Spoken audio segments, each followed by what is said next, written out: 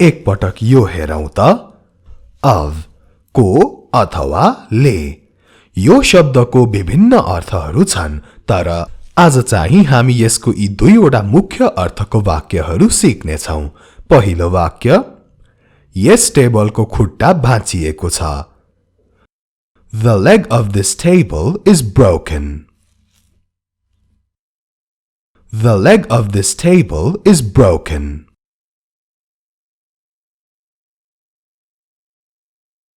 यो काठले बनेको छ अथवा काठबाट बनेको छ It is made of wood It is made of wood ध्यान दिनुहोस् of नभन्नुहोस् of भन्नुहोस् है of It is made of wood तपाई हेरिरहनु भएको छ हाम्रो इंग्लिश गुरु युट्युब च्यानल तपाईहरुको अंग्रेजी सिक्ने ठाउँ ल अब हामी अगाडि बढौं लेट्स मुभ फरवर्ड 2 सँग लाई सम उनीसँग कुरा गर talk to her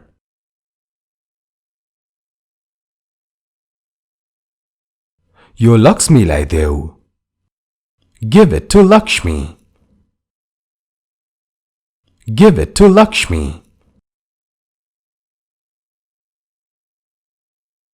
बस बिसौनी सम्म कुद्दै जाऊ run to the bus stop run to the bus stop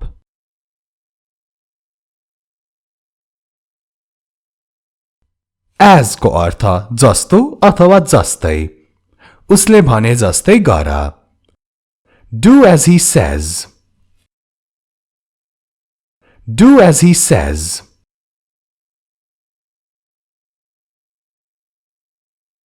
from बाट यसबाट टाढा बस stay away from it stay away from it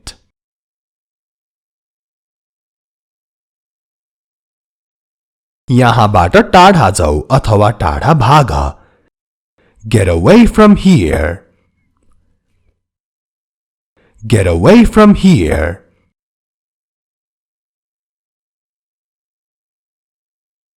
यहाँबाट त्यहाँसम्म हिँडेर जाऊ walk from here to there walk from here to there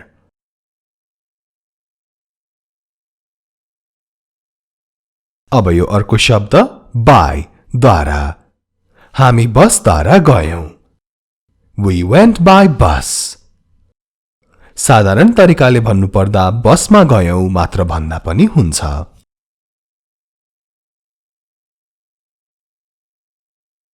यो आफैद्वारा गर अथवा आफै गर do it by yourself do it by yourself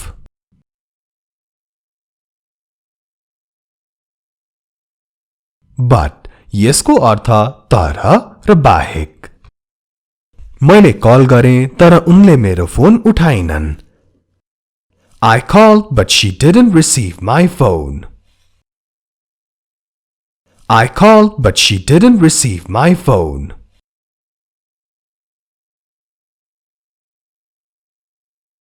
मलाई बाहेक अरु कसैलाई थाहा छैन Nobody knows it but me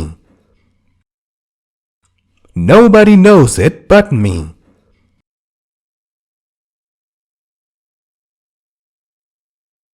Some केही अथवा अलिकति के म अलिकति पानी पिउन सक्छु Can I have some water?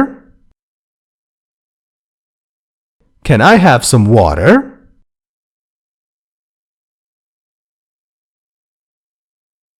Besides बाहेक म बाहेक उसको कुनै साथी छैन He has no friends besides me He has no friends besides me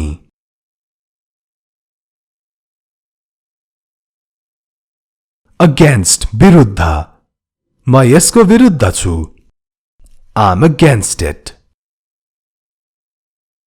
I'm against it.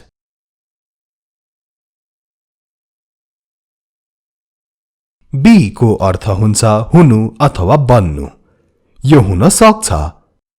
It can be. It can be.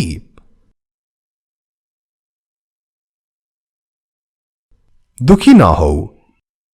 Don't be sad. Don't be sad.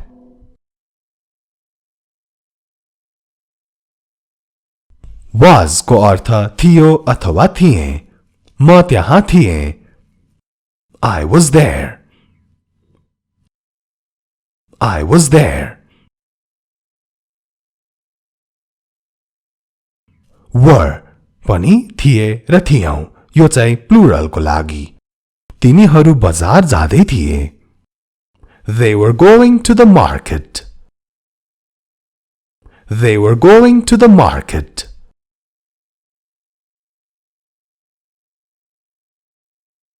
Said को अर्थ भन्यो. उसले मलाई केही भन्यो. He said something to me.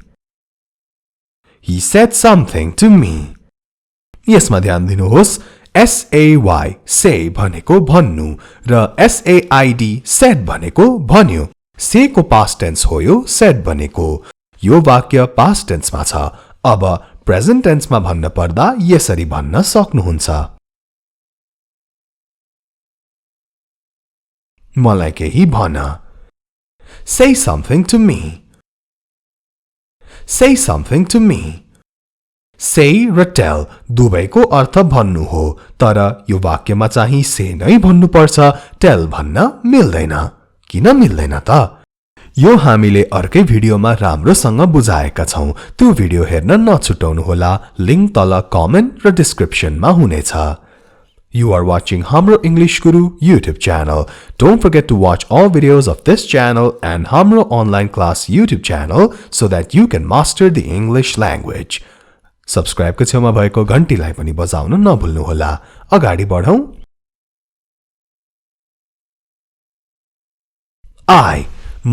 मैले मलाई. म भोकाएको थिएँ. I was hungry. I was hungry. मैले सबै खाइदिएँ. I ate everything. I ate everything.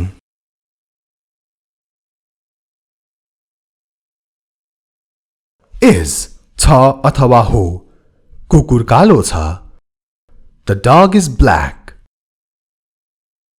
The dog is black.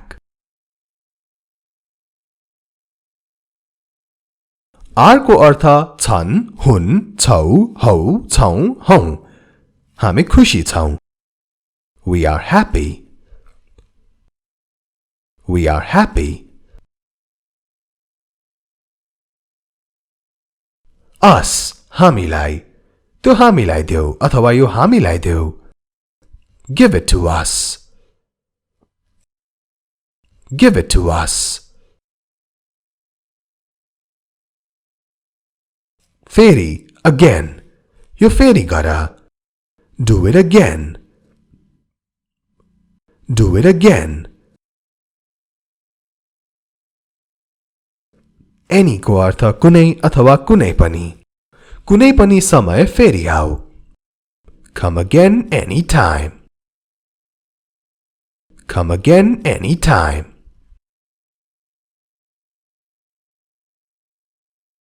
Then त्यसो भए अथवा त्यसबेला अथवा त्यसपछि. त्यसपछि के भयो? Then what happened? Then what happened?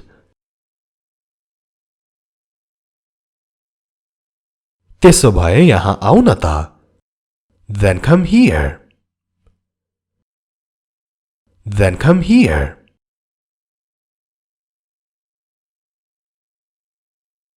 Than भनेको चाहिँ भन्दा. यसलाई तुलना गर्नको लागि प्रयोग गरिन्छ. म तिमी भन्दा राम्रो छु. I am better than you. I am better than you.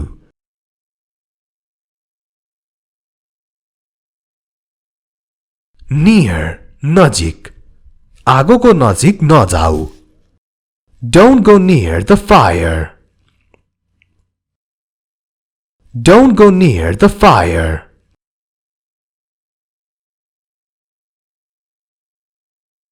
चाँडै अथवा छिटै. Early. म चाँडै उठ्छु. I get up early.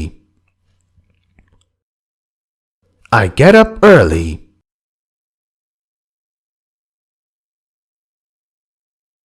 Now, अब अहिले.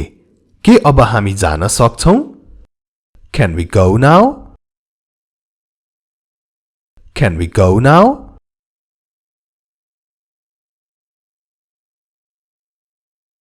अहिले कति बज्यो? What time is it now? What time is it now? Be sure to like and share this video. अगाडि बढौं. 2. पनि. म पनि आउने छु. I will come too. I will come too.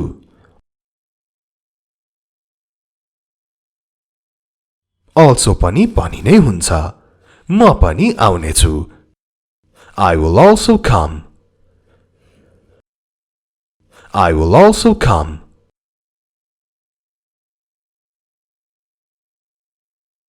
Both. दुबै.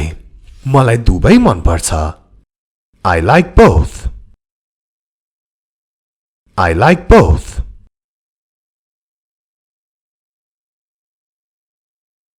Within. भित्र. म यो काम 2 दिन भित्र गर्नेछु. I will do this work within 2 days. I will do this work within 2 days.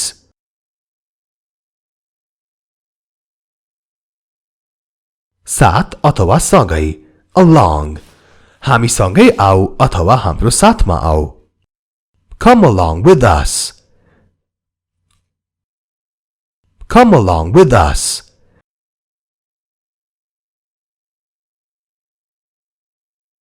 Which is your house? तिम्रो घर कुन हो? Which को अर्थ कुन.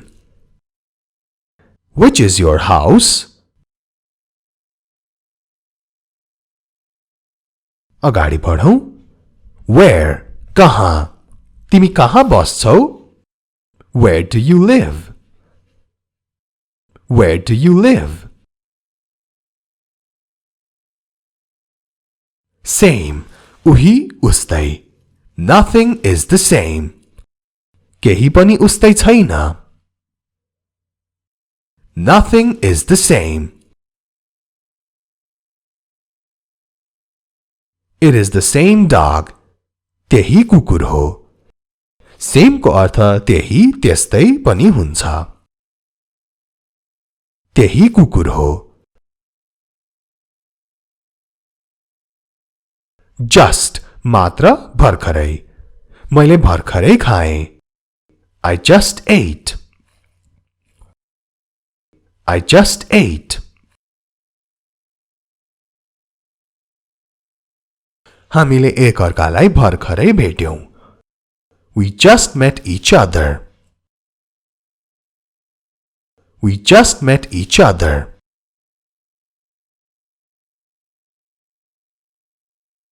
मैले अघि नै खाइसकेँ.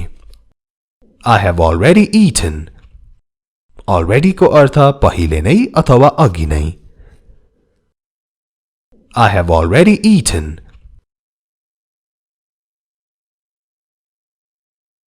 मैले पहिले नै गरिसकेको छु.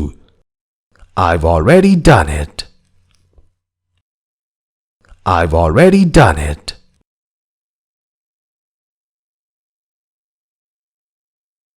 Soon. चाँडै अथवा छिटो. चाँडै भेटौँला. See you soon. See you soon. I'm still busy. म अझै व्यस्त छु. Still को अर्थ अझै अथवा अझसम्म.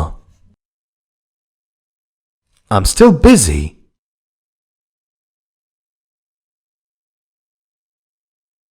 म अझै यही छु.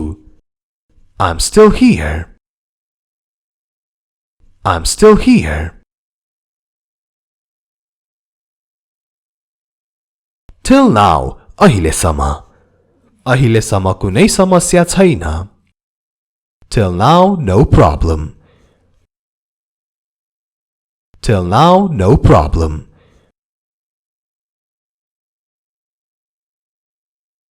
उनलाई यो कुरा अहिलेसम्म थाहा छैन.